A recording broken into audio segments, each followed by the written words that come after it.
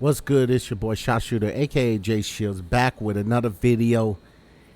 Man, the Hogwarts Legacy show gameplay showcase 2.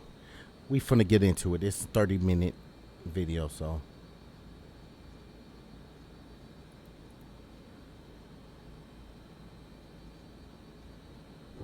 Nine and a half. 9 3/4.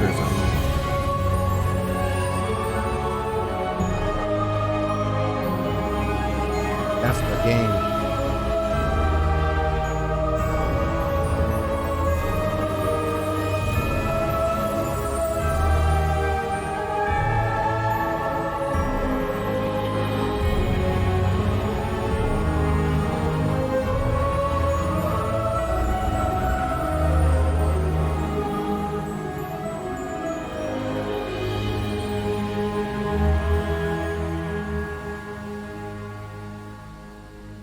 Hey everybody, welcome to the Hogwarts Legacy Gameplay Showcase. I'm Chandler Wood, Community Manager here at Avalanche Software, and I'm honored to introduce you to our panel today. First up, we have community guest host, Ben Snow. Oh my god, I can't believe this is happening. Thank you so much for having me. And from the Avalanche team, we have Game Director Alan Tu. Hello everybody. And Systems Designer Mackenzie Toner. Hi. And finally, just off screen capturing gameplay for us, Andrew Coram. Today we'll be giving you a taste of the open world via broom flight, a deeper look at combat using the Dark Arts Battle Arena, and a look at your personalizable home within Hogwarts, the Room of Requirement, where we may even see some beasts. And we're starting right where we left off in our last gameplay showcase, just outside Hogwarts, which I love that you can walk out of the castle after walking through everything, and then just come out here and take off on your broom out into the open world. And Alan, I know that's something that you particularly like about Hogwarts Legacy too. Yeah, I'm a big fan of just being able to hop on the broom and go anywhere. There's something about kind of like the sensation of everything. There's Hogwarts house, and just I love the proximity that I can get to things. I love flying close to the ground, and I kind of wanted to talk about it just because I feel like you know, the brooms are fun for me, not just because of all those feelings of exhilaration, but because they're not just I have a broom and it's done. I actually kind of like some of the mechanics in it. So you see in the lower right there's a meter there, and occasionally as Andrew's kind of flying up or flying down, you might notice it draining or not. And this isn't the present day where all the broom technology is well known and advanced and everything that we know and love. This is an earlier time where they're still trying to figure out, you know, we're not at the 3000 yet, we're at the 11. So. Oh my goodness, I'm just so speechless right now because this is just so beautiful. The world just looks so, by the way, the broom, is that like the only one, or can you like upgrade that broom to go faster? Yeah, so we have a shop in Hogsmeade, actually a broom shop. And so that sells a variety of different brooms. And it was important to us that the player could customize themselves based on their own aesthetic. So they're purely cosmetic, but if you talk to the shopkeep and help him out, he'll actually sell upgrades. Yeah, and those upgrades will make it so that where normally the broom, you can only fly, you can only go at max speed. It's kind of like a turbo meter down there. You can only go at max speed without the meter going down, kind of closer to the ground. And as you raise into the air, you'll notice the meter drop. And so those upgrades will allow you to increase that distance from the ground. And the broom owner at the sporting goods store in Hogsmeade is trying to perfect the broom and get better at it and know it better. And you can participate that and get better and better brooms through that. And I love that mechanic encourages you to actually explore the world and kind of stay close to the ground. It's not just a travel mechanic, point A to point B. You're not just flying high over everything, although it is beautiful, something I really love doing, but as well, there's lots to explore on the ground, and so kind of keeping you down at the ground level. And to me, it feels like it's got this kind of surfing vibe over the. Oh my god! Like I'm just like I want to snatch the controller from Andrew right now because I want to go to the mountaintop, I'm going to that forest and to that hamlet, or I don't know if that's how it's called. I think that's what it is. No, it's awesome. We're actually gonna land here, and I feel like that you call it a hamlet is just perfect, just because that's what we refer to it as, and so. We all know from lore that Hogsmeade is the only all-wizarding village within Britain, but we wanted other opportunities to kind of meet other characters out here and to kind of populate the landscape, so it's not just kind of barren as you leave out this direction and that direction. And so we just imagine these different dwellings, these different smaller locations that wizards might live in out in the Scottish Highlands. And so he it's went those. far. And so we refer to those as hamlets, and they're opportunities to learn those wizard stories, how those different locations have kind of like learned to live, what their relationships are with characters at Hogsmeade and Hogwarts. And so they're both quest opportunities out here and a chance to kind of get to know more of the area, even beyond Hogwarts and Hogsmeade that we've already experienced. And you'll also notice on the mini-map like lots of little icons, and each one of those represent gameplay in the hamlets that you can participate in, whether it's a vendor or different puzzles and challenges or different secrets that exist. Each one of those icons are different opportunities for gameplay. And you'll notice that same thing as we venture out into the open world as well. So when you go out into the open world and you see those icons, whether they're on the mini-map or on your map or off in the distance, those things are opportunities to say, like, I want to increase my inventory capacity. They're puzzles left behind by old wizards, that you can solve that actually grant you those. If you see ruins off in the distance and you visit them, you might find opportunities to actually expand and learn about your ancient magic. And as you kind of encounter different enemies dotted on the landscape, sometimes those characters, poachers, Dude got the dark leather wizards, coat on. might be hoarding different magical resources that are valuable to you as you're playing the game. So each one has kind of like a way to connect to our gameplay loops and provide different opportunities that just he kind of don't even reward look you like for a poking kid around. anymore. I mean, I right away grown. want to just cover all of those points on the map just by going over there. Well, we've flown on a broom already, but there is something that we haven't done so far, and that is getting on our flying mount. We're going to hop on our Onyx Hippogriff here. The Onyx Hippogriff is our pre-order bonus. Oh my god, there he just like pops out of the back. Oh wait, you can use it as a horsey? I mean, a horse? I mean, that is a horse? Yeah, as a hippogriff, you can totally ride it like a ground mount, and you can lift off into the air. And we tried to make sure that each of those interactions, so the broom's really good at reaching that top speed, at kind of traveling the world as quickly as possible, but sometimes it's really nice to get on the hippogriff because of that ground speed or those transitions, and sometimes it just feels amazing just to and be you don't riding have a around on limit. Like the broom, you gotta stay close to the it ground. really is kind of like This one you can look, he's higher It's a up. great feeling managing those transitions, kind of going from run to fly and just being able to go wherever you want. And we tried to make sure that each one of these things that you can interact with have a unique identity and a reason for being. Those is enemies right there, bro. That going from run to fly and just being able to Look at them two down there, them two little dudes go down wherever there. you want. And we tried to make sure that each one of these things that you can Ooh, interact it's like with have open a world. I'm unique about to identity kill and a reason you, for being. and you. And oh my god, like I cool. see like different like areas, like a swampy area. By the way, can you go to like entire map anywhere you go? Or there are regions that are like locked from you? Yeah, or, as soon as there's kind of a moment where the world kind of opens up to you outside of Hogwarts as a student, and right from that moment, early on in the game, you can go wherever you want. And so you might find more difficult challenges in different areas, and you'll see different spots as Andrew's moving around, like you mentioned the swamp.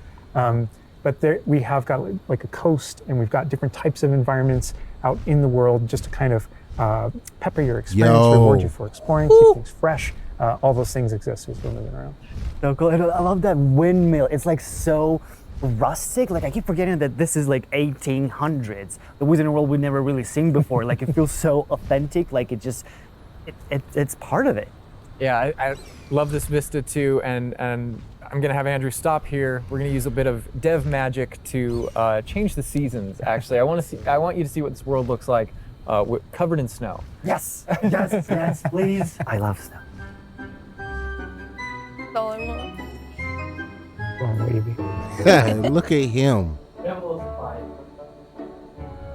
Oh my god, this is so beautiful. Oh my goodness. This is so pretty. Okay, it looks so realistic. Oh my god, it changes the landscape like completely. Oh my god, does it have like actual like gameplay impact? Like impact on the gameplay? Or does it like it's just the weather of Scotland?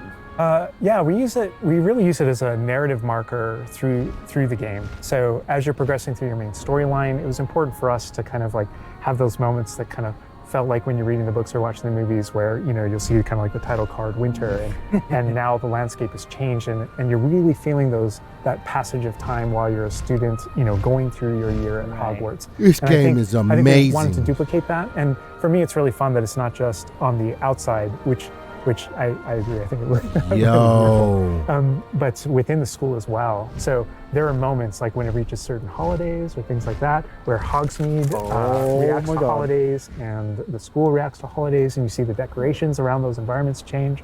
That really helped just kind of make me feel like I'm there. Right. Yeah. And it's not just for the seasons, those kind of vibe things. Like we have a day-night cycle, and that day-night cycle. Even though similarly, like it's largely about look at vibe, when you go into Hogsmeade in the evening, there's less characters there. You go in the middle of the woods and they dies down and quiets down. Enemies everywhere. I'm fighting everybody I see. Kind of like as you're walking through the halls. But in that day-night cycle is where we've kind of placed a few items where, whether or not you can collect them or whether or not you can interact with them that are a little bit restricted by the day-night cycle. And I love Andrew's flying up here, really high up on the hippogriff.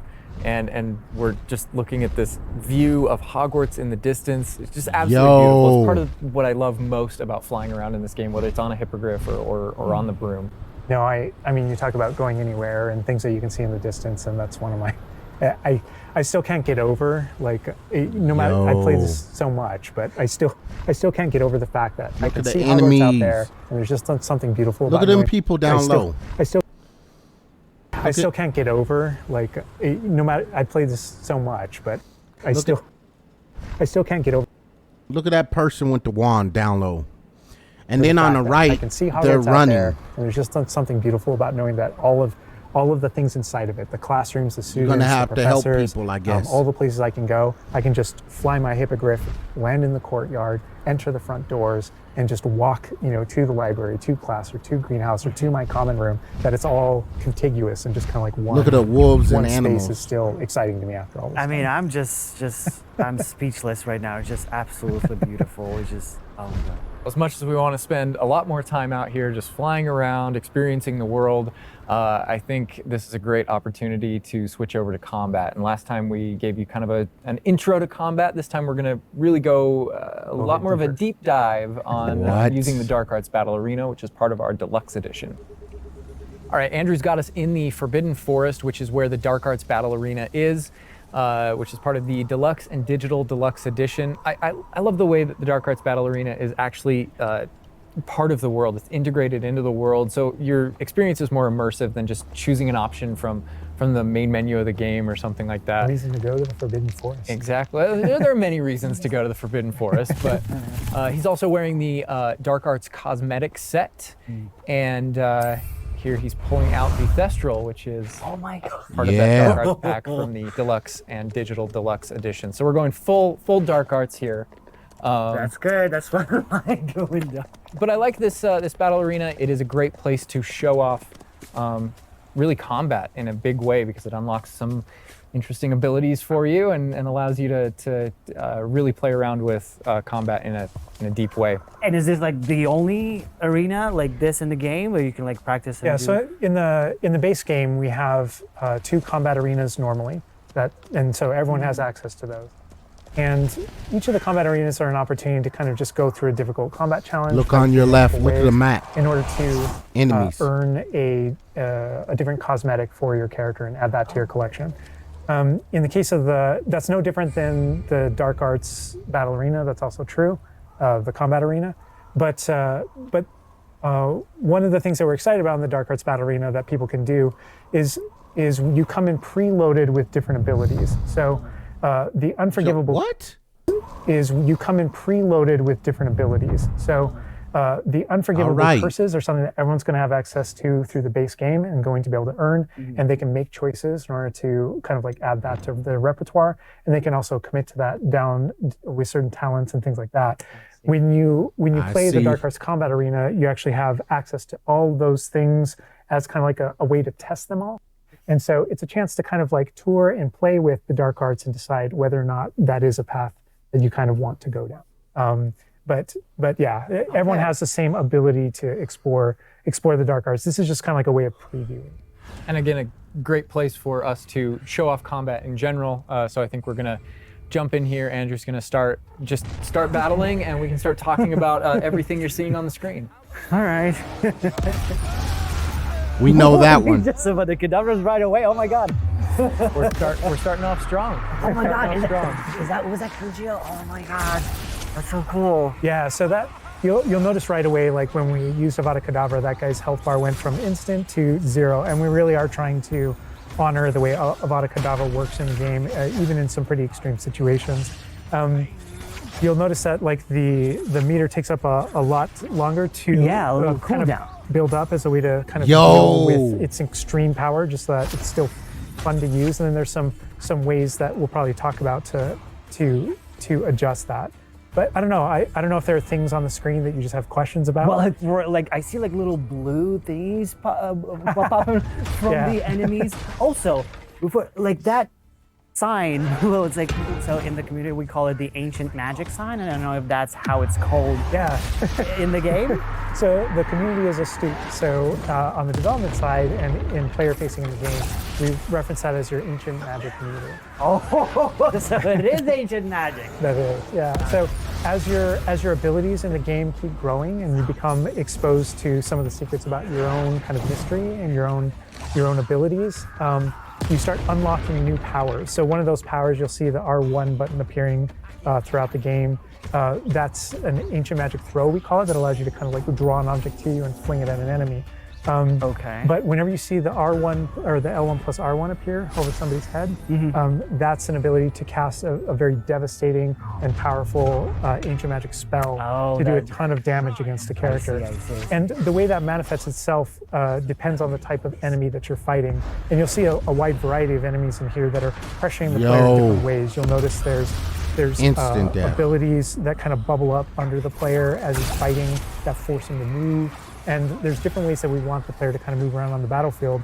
And that's actually a good link to the ancient magic meter in general. And the reason why I say that is because as you're doing different things in combat, you're Portegoing and you're doing different abilities and you can kind of spec into it with your talents, there are different ways to get that meter to build faster and faster. So one of the most effective base ways to build up that meter fast, that way you can launch these devastating attacks whenever you want to, is to actually perform combos. So you see that combo appearing, and it's almost like your emotions are building up, and then basically that builds up enough that you can attack someone.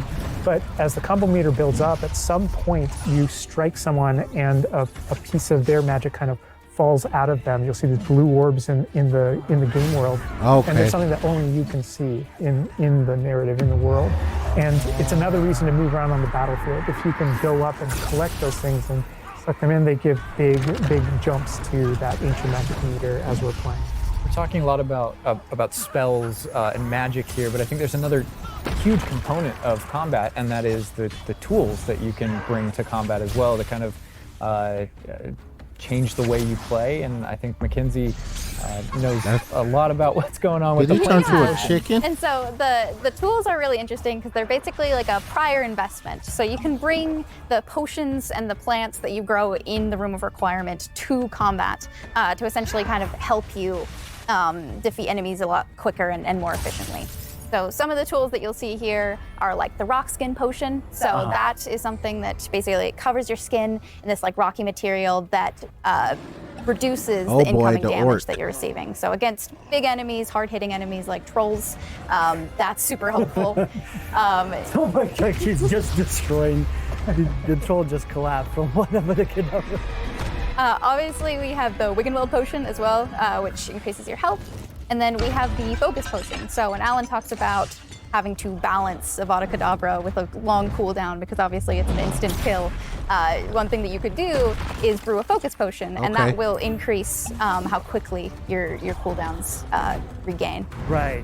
Oh my God, there's just so much like versatility. Like, Yo, what Immortal. The character is doing too. I'm gonna be the troll right greatest. now, like he's just bouncing around the arena. He's like not. And the troll makes him move around too, looks like. And I love that our plants are violent. Yes, and so that's like when we're talking about the setup of the arena. You also have plants that you can fight with, and so we have things like the venomous tentacula that you can put down, and it acts like a turret, and it just kind of shoots enemies around the battlefield. That is so cool. This is like a truly like Hufflepuffian way to approach the battle. Exactly. No, that was super important to us, that there were these like multiple ways. And so you can see there's a ton of different things that you can use. The mandrake is one, so you can pull it out and it stuns with its like piercing cries enemies in a First radius. Harry Potter. And another thing I want to call out that we're seeing on the side of the screen here is these dueling feats, which I love because I love anything that prompts me to play a game in a different way, a unique way. I don't want to get stuck in my style, you know? Crazy. If I see a person so this is a way to, if you want to get stuff like style, this, go for it. If you just want to blast people with spells, go for it. But we also want to have some things over here that may make you use certain plants or certain potions or block more or... Yeah, we mentioned the field guide challenges in the prior stream, and the field guide challenges, this is the way that the field guide manifests like challenges for you to do in combat. And exactly to your point, we just wanted a way to encourage players to explore the different systems, to help them decide, to just kind of practice with them and explore what they want to do, because there really are so many different ways that you can push talents. When you see the green X's on characters, that's right, and that's kind of through your talents you can unlock this kind of cursing mechanic that sort of like links the fates of these different characters on the battlefield. That way, as you get as you're cursing different characters, they all begin sharing damage, and so we have things like Avada Kedavra, which is the insta-kill, but if you curse everyone before you insta-kill this one guy, they can all drop dead for that kind of ultimate Voldemort fantasy. And so, oh my God, there are dark arts fantasies. There's fantasies about being more of a defense against the dark arts characters, things like that misty step that you see occasionally being used on the battlefield. And we can also spec into our potions and plants to make them more powerful and more efficacious. So it's all about which type of player you feel like you are and whether or not you want to play with prep, on the fly, or with deliberation. Look at the EXP and those are all different options. That is so cool because like it's like I see so much like going on the screen, just so much complexity, and I want to just try it myself, like which style works best. I mean, I feel like it's the dark arts is going to be the easiest route, but that ancient magic, to be honest, feels like much more powerful than just the dark arts. Yeah. To be fair. And speaking of plants and potions, we're going to be putting the dark arts away, put those unforgivable curses away, and heading to the Room of Requirement, which is your home within Hogwarts, a personalizable space that actually has some utility as well, where you get to brew things and grow things and also care for some beasts. All right, Andrew's got us in the Room of Requirement, wearing, we kind of went casual mode on the outfit here, wearing a nice jumper. And I think that's a good with your hair too. Jumping off point. Look at the flow of candles and stuff, bro. For the personalization, they don't of the never space got to clean well, up their dorms. The dorms and do it visuals themselves of with the magic. But like actually, this space is a place that you can make your own. Yeah, it was super important to us that this space really did feel like your reflection as a wizard. So you can change the architecture in here. What? Different themes throughout, starkly different themes, to really just hammer home that this is yours. Oh my God! What? This is beautiful. We never expected that to be. Oh my God. That's the thing, is not only can you change the architecture here, but you can actually conjure little objects into this space, as you can see. So there's like statues that you can do, and ornaments, and tables, and rugs, and a bunch of little things that really flesh out the space and bring it to life. Oh my goodness! Because like we had an idea that those places where you brew stuff, that's where you can change, but you can do all of this. Where do you even get this stuff? Like, there's a furniture store? Yeah, so we call them conjurations. And the conjuration recipes can be purchased at Tomes and Scrolls in Hogsmeade. But also, as you engage in different types of gameplay throughout the world, you'll be rewarded with different objects. Moving is so nothing, cool. You change bro. color? Having that kind of You can change magic. the color, you can change the size of it, and you can place it basically anywhere. Oh my God, it's so tiny. It's like from Baby Niffler. And I love how the system too is designed. It's not mechanical; it's immersive, and so you get the magical effect of conjuring it in, and you're actually doing this in the world as your character, but the way you've blended like that gameplay with the immersive design of Cold, personalizing Oh the my space. god! Like, and I love the animation, how it like appears. You know, like it's not just like there. It's like it almost like it apparates. It is really quite beautiful, and that was the thing, is we wanted that to look really nice because the magic in the wizarding world is everywhere. It's physical, it's kinetic, and it's whimsical. We really wanted to nail that whimsy in this space. Whimsical. Another thing that I wanted to discuss is that not only can you like conjure things and you can change their look, but you can do that with the utility objects as well. So you can see that we have planting pots and potion stations, and you can change the look of those as well. Raw. And these are the areas where, as we had mentioned previously, you'll be growing your plants, you'll be brewing your potions. Right. So while you're also doing these like kind of nurturing based activities, this is also the space where you would bring your gear to be identified and gear to have like rates put on it, which I believe Alan can talk to. Oh. Yeah, we keep bringing up appearance and how it looks, and on a, like in the game you can look like anything Where's you want the to whenever animals? you want to. But the player will be finding different types of gear, that we call it, as you progress through the game. And essentially we just know that clothes and different items in the wizarding world can have different magical properties. Right. And as you RPG, as you tradition. explore and as you adventure and as you defeat enemies, you're going to be finding different pieces of gear that have different abilities and that can help you in your journey and are a major part of you kind of growing as a wizard and advancing as a wizard. And so There's a huge list. and not all the time, whenever you get a new piece of gear, you don't necessarily know exactly what it does. And so there is a station inside of the room of requirement that you can conjure. It's one of the first things you conjure, called an identification station, where you can actually bring that gear that you're uncertain about and learn what its abilities are. Right, yeah, that's so cool. And then as this space advances even further, and the space will eventually grow its own rooms, and you're Wow. going to get new recipes, like Mackenzie's talking about, all these different things keep expanding. And as it expands, eventually you're going to earn what we see here, which is called a loom.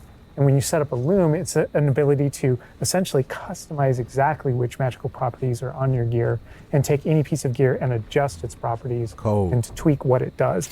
And I mentioned earlier that you can make anything look like anything. The collection of appearances, we call it, or cosmetics, we've been referring to it in this stream. Those types of things you can use, and you can apply a look to any other look. So if you get a piece of gear, you put it on, you look like that, but you can change it to look like whatever you want.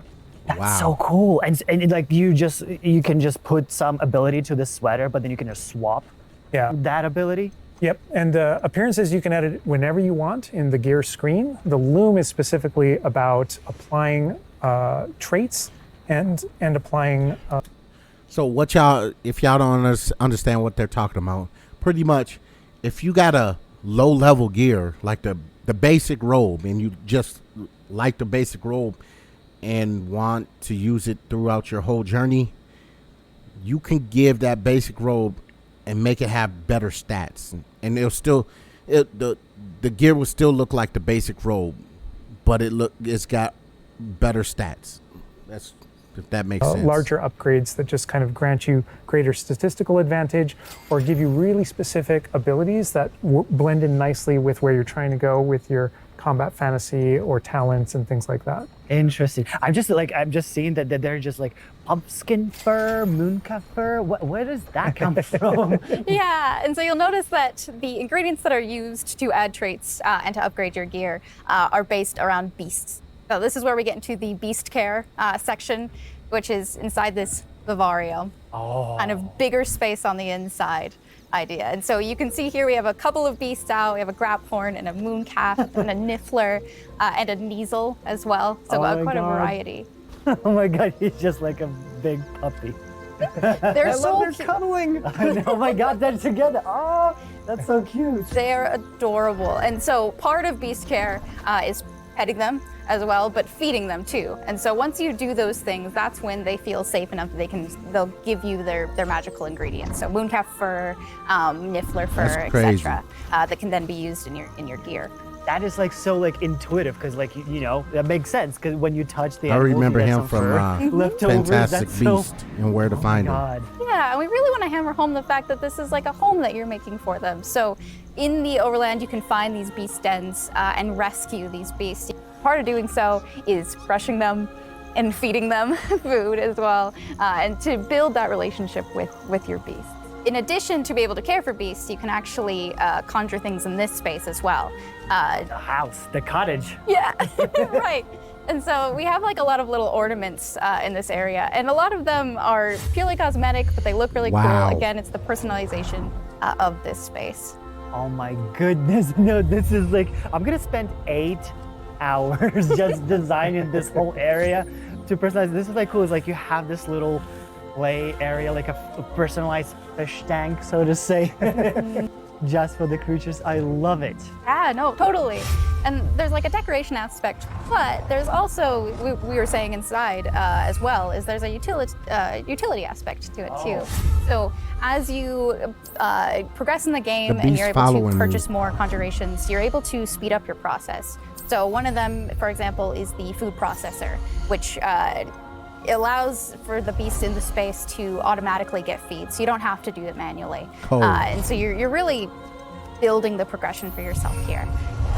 In addition, there's also a toy box where you can play with your beasts.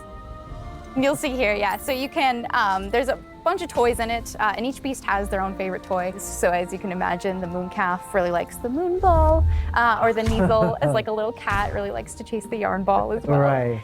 And they're super cute. Oh my God. Watching them, it's so cute.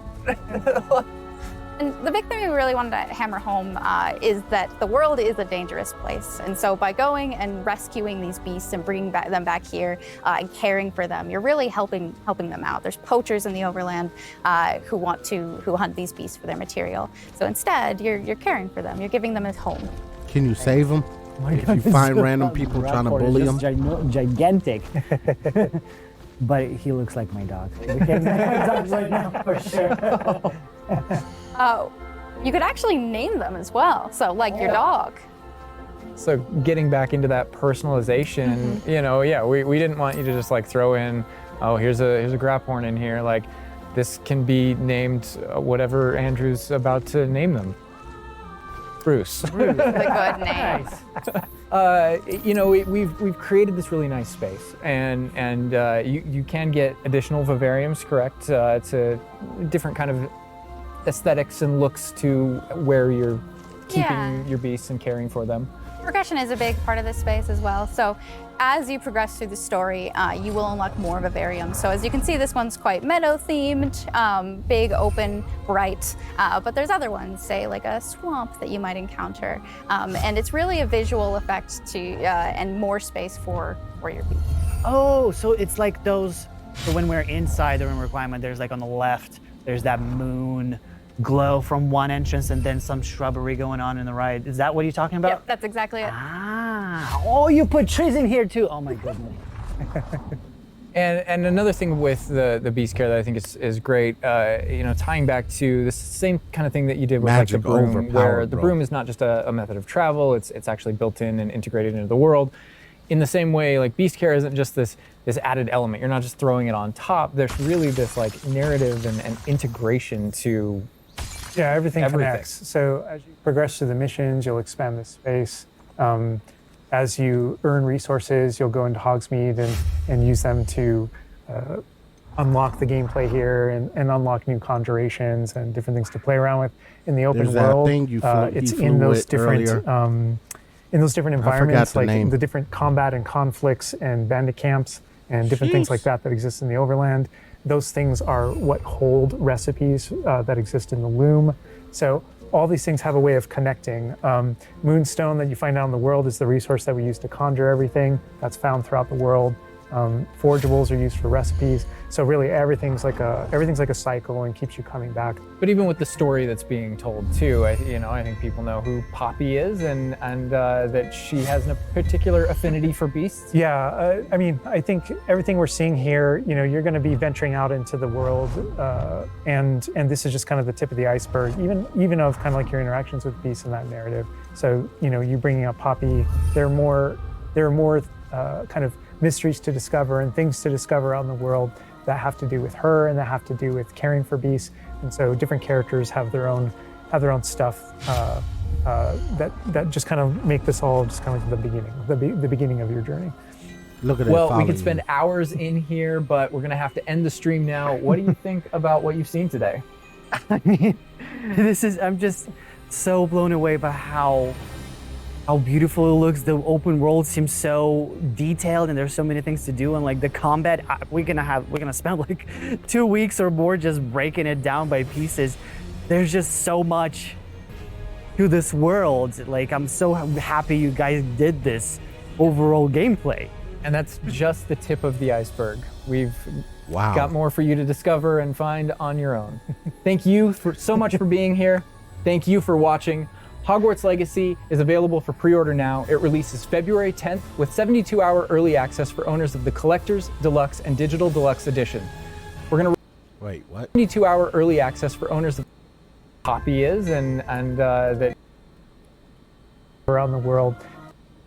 The beginning of To this world, like, I'm so happy you guys did this overall 72 gameplay. hours. And that's just the tip of the iceberg. We've got more for you to discover and find on your own. Thank you so much for being here. Thank you for watching.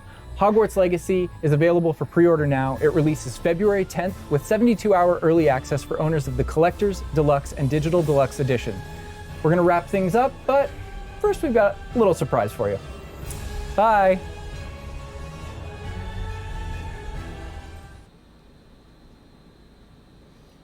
That's crazy. Liddy. Anyways, you guys, if you liked the video, hit that like button, thumbs up, subscribe to my channel, help it grow so I can continue doing this for you guys. I'm telling you, once it get to that point and I can focus on just doing this for you guys, it's on. It's on.